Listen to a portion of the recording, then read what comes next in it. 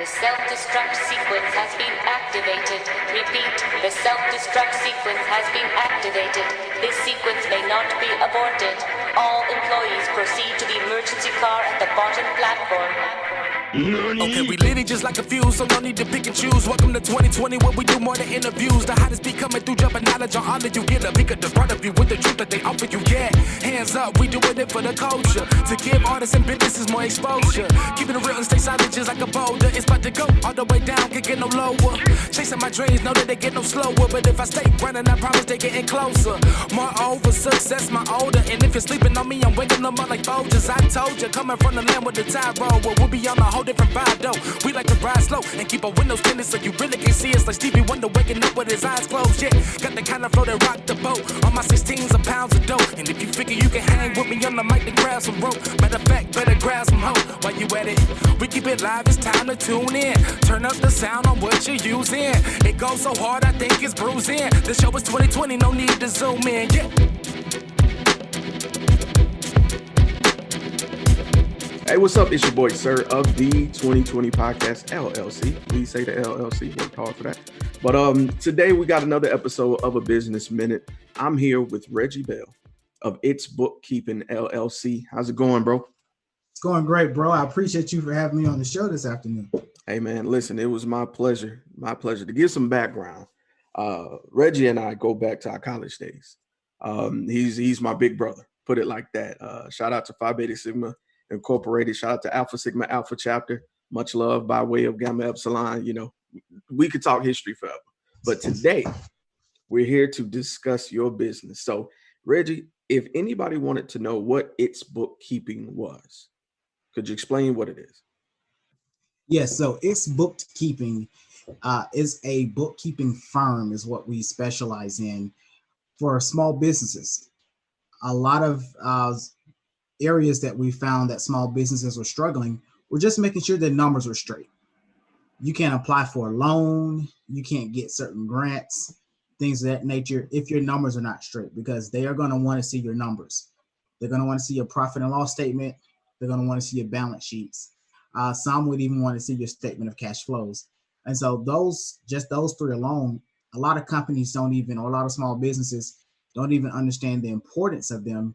And so they run their day-to-day business and they look at every month of, did we pay all the bills? Do we have money in the bank? Whereas what my firm does is that we sit down with you every month. And not only do we go about what money you have in the bank, but we try to get you to focus on your growth plans and your growth strategies, and look at how you can use the little money you have in the bank or the lot of money you have in the bank, show it to work for you, and then focus more so on your growth strategies so that you're not washing the dishes and everything like that 20 years later. In other words, you try to get to that point where you're no longer just a small business, but you're now your Walmart or your Target or things of that nature. All right, man, that's definitely important. Finances are everything, especially in this COVID situation with, Yes. emergency relief loans for businesses. Yes. Being out there, and like you said, everything does have to be on its P's and Q's, especially when you're just starting out, and it's just you. I think that's important. So how long has It's BookedKeeping been active? It's BookedKeeping has been active now for right at a year. We really amped it up this year when COVID hit. It was more so a little side business. I've run a bookkeeping firm before. It's BookedKeeping years and years ago, and I sold it off. And so once the pandemic hit, I was one of those who lost their jobs due to the COVID situation. Mm-hmm. And so I was able to put more focus back into the bookkeeping firm. And so the guys that I partner with were like, hey, we're seeing this trend. We need to get out there and get our small businesses, help them get the numbers and things that they help them get the work that they need, but they can only get the loans and stuff they need if their numbers are straight. So that's when we really hit the ground rolling here in this area in Charlotte. But the business doesn't just operate in Charlotte. I like to call it an e-business. So we operate virtually now. We have technology that enables us to do remote trainings of the software that the company, that different customers use. Also do remote meetings and different sessions with everybody all across the U.S. So that's really what we do. We don't really just focus on trying to see you in person, especially with the COVID situation now, but we really harness on being able to see our clients virtually at least once a month. That's the minimum that we set. The more the merrier. We don't have a limitation on how often we can meet, but we try to meet everyone at least once a month. Nice. Okay. And with congratulations on coming on a year. I often say the hardest thing to do is start a business, and to do it again in this environment with COVID is definitely a task to be celebrated. So let me offer you flowers there. My next question, it's always an uphill kind of day-to-day thing with starting a business. What were some of the obstacles you encountered this go around? The first one was the marketing. I'm a numbers guy. So everybody on my team, we're all numbers guys. And the marketing was real tough. I've sat through a couple seminars with a couple people and really got their insight on how I can market with just a little bit of money, because everybody's in the business for making money, yes, but we're not in the business of getting rich, unfortunately. But we partner with people, or we have clients that are in the business of getting rich. And so ours is more of a give back, using my talents to give back to my community is how I look at it. And so the toughest part has always been the marketing. Marketing is very expensive. Running ads is expensive. And I mean, you just go down, even getting a website built was expensive. So we had to really step back a little bit and see how we could market ourselves to remain professional, have that professional detailed look without looking like, oh, it was just something some guys threw together in a couple of days and put it out there in the web. So we were very detailed about the marketing aspect of it. That's the toughest. The second toughest is getting in this business is earning people's trust. Somebody could be struggling, but even though they're struggling, they would rather struggle quietly by themselves than to trust you with all of their booking information and bookkeeping information and allow you to really dig in with them and sit down. Some people, they get discouraged by just sitting down talking with the accountant every month, every period, what have you. But what we try to offer is more so training sessions to where we phase ourselves out from us being a monthly service to an hourly service. So we really harness on the training. And then we have those clients who don't want the training. They just want us to come in every month, do their books, and sit down and tell them what they can do better, period. So we appreciate those clients too. But when it's all said and done, I would say really my toughest part I know that we've had was definitely the marketing, because it's hard to put a nice eye-catching idea out there without it being overshadowed, or you want it to be professional and crisp, but you don't want it to be something that's just thrown together. So that was the toughest part. Okay. And I appreciate that transparency of letting people know that, because I think a lot of times with people, I don't think it's fair to sell the dream of being an entrepreneur and not telling them both sides of the coin. There's blessings and there's, trials as well. So thank you for that. So let me ask you a little bit of a personal question. So with your business and with, everything it entails, how do you manage to balance, your personal life and work? It's funny you say that. Unfortunately, or fortunately, mine has really started to blend. A lot of my clientele relationships, we've become more of a family per se. And if they are having events at their business or even at their homes, I get invites. I relocated to a city where I knew very few people. Like I can count the number on one hand how many people I knew before I moved here. And so establishing these relationships and this trust with these people is really opened me up to get into more of the social, into more of the social life, to where even though I'm out having a good time, there's always a business opportunity. Now, I don't go out looking for a business opportunity when I'm out socially or in a private time, but usually I would say 8 times out of 10, one would pop up, where even if it's just a simple question that someone is asking me about a process, or to the point where somebody saying, look, I'm struggling, or look, I'm not happy with who I have right now. Can you squeeze me in? Can we sit down and can we talk? I mean, it's gone from, you'll be amazed that it can go from your barber all the way up to somebody that you worship with every Sunday at church. So it really has opened the floodgates as far as really merging that social life and that work life together. However, being an entrepreneur, anybody who has been there or who is starting as an entrepreneur would tell you that sometimes that social life gets to be dwindled down to almost nothing, because if you're full-time in your business, you're usually full-time in your business almost 24/7. I mean, usually you dream about the business, you think about the business. When you're eating, it's about the business. And you know that the only way to be successful is that you have to grind. You can't be as good as everybody else, but if you want to be successful, you have to be better. And so that's one of the things that we offer. We offer ourselves as better, because we're not just here to do your books, but we're here to sit down, have a relationship with you, and to show you how you can do it better, and how you can really, just based on your numbers, stand out from your competition. Love it. I love it, bro. All right. So my next question, kind of an appropriate follow-up one.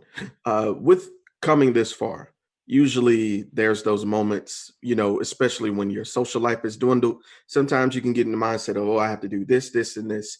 But there's always that key moment that's like, whew, it came together like I wanted to.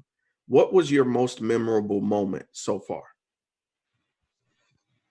I would say in this business, my most memorable moment was working with a client who actually was under an audit, and they were under a sales tax audit. So it wasn't, when I say audit, I'm sorry, I don't mean like a big federal IRS coming in audit, but they had a sales tax audit where they thought they were doing their sales taxes properly, but they were being audited to make sure that it was done right. And so they solicited our services just to look at their sales tax. So we came through, I ran the revenue reports and things of that nature. And I come to find out that they had overpaid sales tax. So once we were able to realize that and send it back to the auditors, the state that we were working in actually had to send them a refund check. So that audit actually came out to be a good thing with them. And that was also a book of business that we landed from that, because we were able to prove it without it, with just 100 degrees of certainty that they overpaid their sales taxes. And so once that went through and everything like that, they got a pretty nice chunk of change back.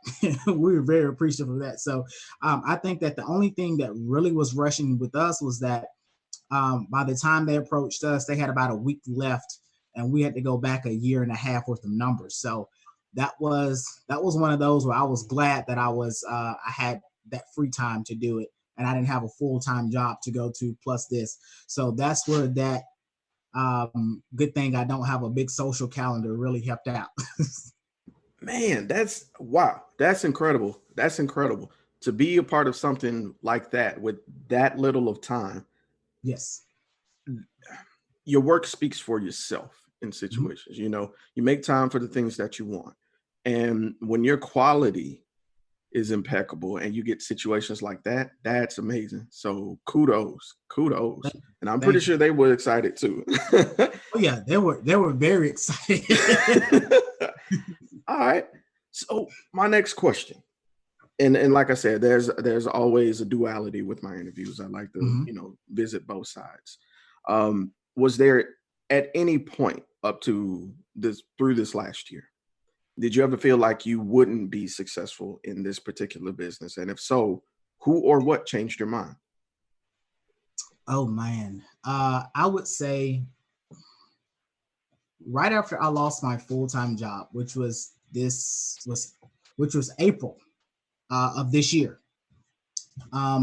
It was like, man, I'm barely, I just moved to this new apartment, and pretty much in the middle of the downtown area or uptown, whatever they call it now. So I'm like, hey, it's kind of tough out here. So, um, but I have some friends that I was able to confide in. I always believe that you should have your friends should be aligned to where you have your friends, your associates, and your advisors. And so I was able to reach out to some of my friends first, and I have some praying friends. You know me, I come from a very spiritual background, so I have some definite praying friends. And so I was able to reach out with some of them and inform them what was going on, and just asking for prayer and for wisdom. Then I reached out to some of my advisors, and they were like, "Look, you have what you need right there." And so what you have to do now is just take that next step. This is God's way of telling you that it's time for you to take that next step and go fully all out, get it done, make it happen. And so having those people in my life really helped me to not give up, but to continue to strive for what I was really aiming for. And eventually what I was really aiming for was just to keep my bills paid. But that has turned into now, not only being able to pay my bills, but now having a little left over to where I can actually enjoy what I do. It is, I cannot hammer on this enough. It is imperative that we all have a stable support system. And your support system is not just a bunch of people who just going to tell you, they're just going to cheer you on every day and not really pay attention to what you're doing. But your support system are those people who not only cheer you on when you're in the right direction, but have to steer you when you begin to veer too far to the left or to the right. And so I'm definitely blessed to have. I like to call them my steering committee of advisors, to where when it looks like I was straying here or stressing out there, they could reach out. I have one advisor who I think she has ESP or something, because when I'm stressing over something, my phone will ring and it'll be her. And I'm like, well, how did you know I was just having this issue? She's like, baby, I just know you. Don't you worry about it. So it's amazing to just always have that support system around. Beautiful, beautiful. And yes, you hit the nail on the head. I was just having a conversation with someone where you are who you surround yourself with, That's true. whether you accept it or not. If you surround yourself with people who aren't doing anything, chances are, birds of a feather flock together. But if you surround yourself with those who are doing well and those who are where you are trying to be, they will recognize themselves in you and inspire you or push you to do more. And I think the important thing is something you touched on. You mentioned sometimes you're not always verbal, but those people that do know you can sense it and will know. I think that's really important when you select who you confide in and who you call friend. So that's awesome, Reggie. Really, really. I'm glad you said that. I'm glad you Oh, did. yeah. All right. So my next question is what I call the long-term question. Mm-hmm. So if you need a moment, I completely understand. Where would you like to see yourself as a person and in a business in 1 year, in 3 years, and then in 10 years? Oh, okay. So in 1 year, I would like to have an office space outside of my home, where people can actually walk in with their paperwork or information or whatever, and we can sit down in my office setting, and talk about the issues or go over different things. Um, most of my businesses that I do, most of my clientele do business between 9 to 5. So Of course, my hours would be set a little differently to give them the opportunity to come into the office. That would be 1 year, my ideal 1 year. In 3 years, I would like for that office to have a few extra employees to the sum of about 5 at least, to where everybody is out booking business and maintaining client files and different things of that nature and clients' books. And we're really expanding our net worth and our network to where we're able to put more back into our community, not only with just our skill set, but with the things that we bring in as far as contribution dollars and things of that nature. And that will be my 3-year plan.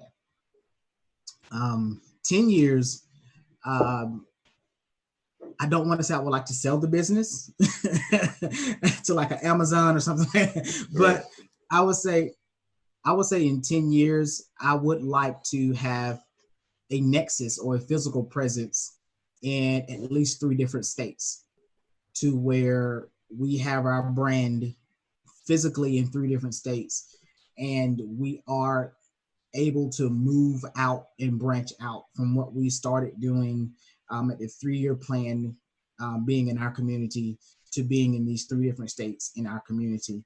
I would like for us to sponsor a scholarship for a business student who maybe grew up in a position to where grew up where they were not expected to graduate high school, let alone attend college. And, they're in college, they are matriculating, and that we can offer some type of financial resources that assist them with that struggle that college brings. College is expensive, no matter how you look at it. Even if it's just a book or 2 or something along those lines. But I would like to have a well-established scholarship fund set for business students, and mainly for someone with an entrepreneur mindset. So that's what I'm looking at down the line. But I definitely want to find some way to continue to give back into the community. I love it. Definitely plant those seeds so that they can grow and pass it on to the next generation. That's how you leave your mark. The key word is legacy. Absolutely. All right. Well, Reggie, this is my final question. Mm-hmm. I mentioned before, the hardest thing in the world is probably having the courage to start a business, because it's your baby, and sharing it with the world is going to be prone to scrutiny, questions, sometimes criticism, Mm-hmm. So for that one person who has an idea, but they're afraid to act on it, what words of encouragement would you have for them? I would tell them that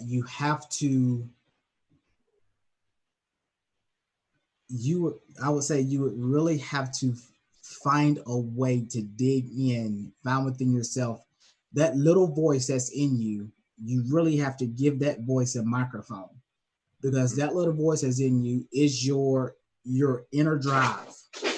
And if you continue to allow yourself, or your self-doubt, your self-preservation, your low self-esteem or anything like that, if you continue to allow that to overshadow that voice, then you'll never get out with your business.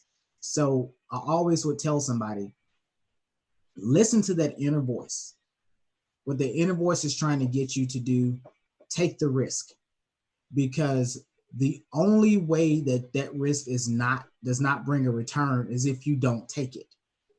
So take the risk, have the fortitude to go for it.